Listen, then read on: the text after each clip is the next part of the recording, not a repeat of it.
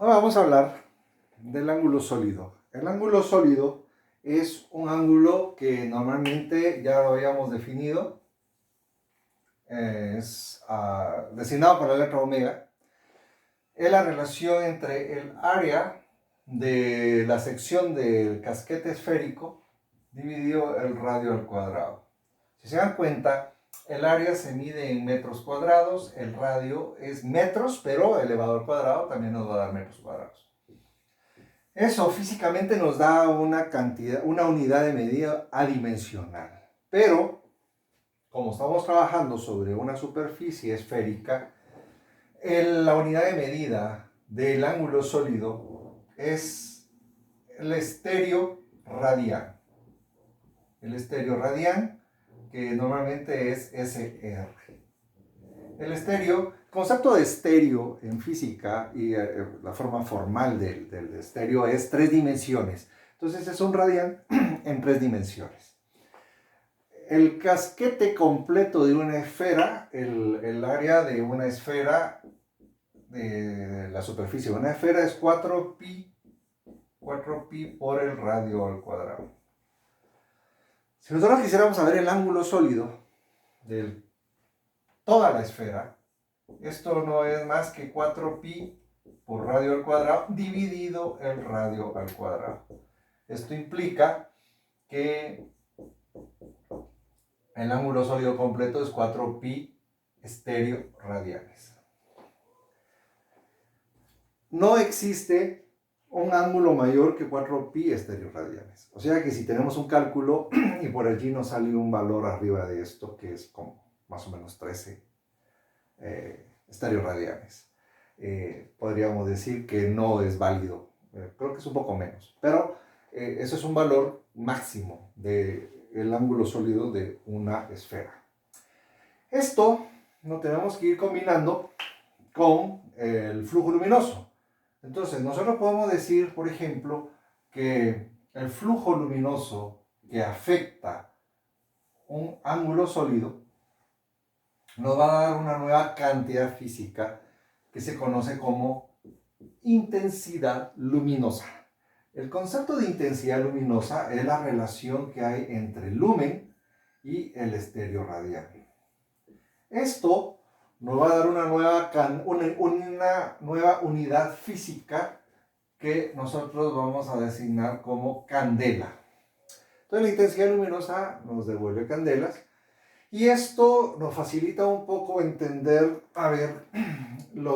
las cantidades que podemos observar dentro de los focos. Lámparas que actualmente se utilizan. Una lámpara incandescente, que es esos bombillos que son relativamente baratos, normalmente tienen un flujo luminoso muy bajo, sin embargo un consumo de potencia muy alto. Un bombillo de 50 watts es muy equivalente a un bombillo, una lámpara del gas inerte, probablemente de 12 o 15 watts. Y eso, ¿por qué sucede? Porque la radiación que sale de la lámpara incandescente, mucho de ello está en el infrarrojo, o sea, produce lo que nosotros en la sensación es una radiación térmica, mientras que la radiación lumínica es muy poca. Estamos hablando de esas lámparas que es alrededor del 10%. Mejora más con las lámparas de luz de gas incandescente, de gas inerte, más llamadas de gas neón, pero también mejora mucho con la famosa lámpara LED. Casi no calientan y emana mayor cantidad de flujo luminoso. Bien, entonces el flujo luminoso dividido al ángulo sólido nos da a nosotros lo que se llama la intensidad luminosa. Por ejemplo, si nosotros quisiéramos saber el flujo luminoso para en toda una esfera sólida, pues podemos despejar aquí el flujo luminoso. Esto nos queda intensidad luminosa multiplicado por el ángulo sólido. Y nosotros aquí podríamos determinar, el flujo luminoso de una bombilla completa, que sale en todas las direcciones, simplemente sería intensidad luminosa por 4pi. ¿Por qué? Porque el ángulo sólido de toda la esfera es 4pi.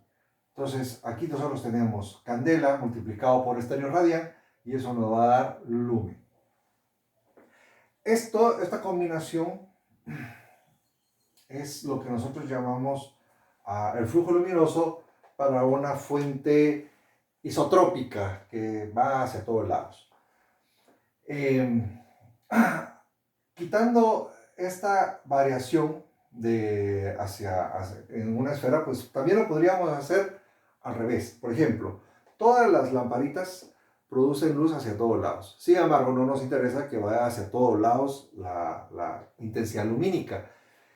Y el flujo tiene que ser redireccionado. Entonces, nosotros podríamos determinar que si nosotros ponemos una lámpara en el techo de una casa, no nos interesa lo que va hacia arriba, porque esa luz, máxime si la superficie del techo es opaca, pues no va a reflejar. Sin embargo, en algunos casos existen balastros o en algunos casos una superficie completamente reflectante y eso va a producir que la luz que se va hacia arriba vaya también, o sea, se refleje y se aproveche y entonces incrementemos el procedimiento hacia abajo.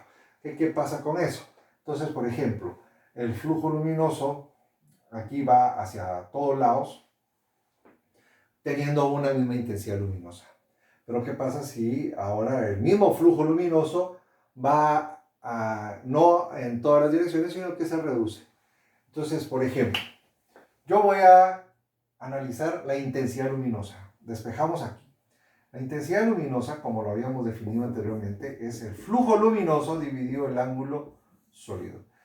Entre más grande es este ángulo sólido, el máximo es 4pi, vamos a tener una intensidad luminosa hacia todas las direcciones. Sin embargo, si solamente es la mitad del 4pi lo que se va a utilizar, eso quiere decir un balastro que refleja la luz que va hacia arriba y la tira hacia abajo, entonces la intensidad luminosa ahora va a aumentar. ¿Por qué? Porque el flujo luminoso se divide entre un número menor. Y entre más concentremos este ángulo sólido, la intensidad luminosa aumenta. Ese es el caso de los proyectores que se utilizan para las conferencias y esto, donde el flujo total se concentra en un agujero muy chiquitito y eso hace que sea muy intensa la luminosidad. Estas son las ecuaciones que normalmente nosotros utilizamos para poder resolver problemitas de óptica física. Todavía falta la iluminación que vamos a ver en otro video. Muchas gracias.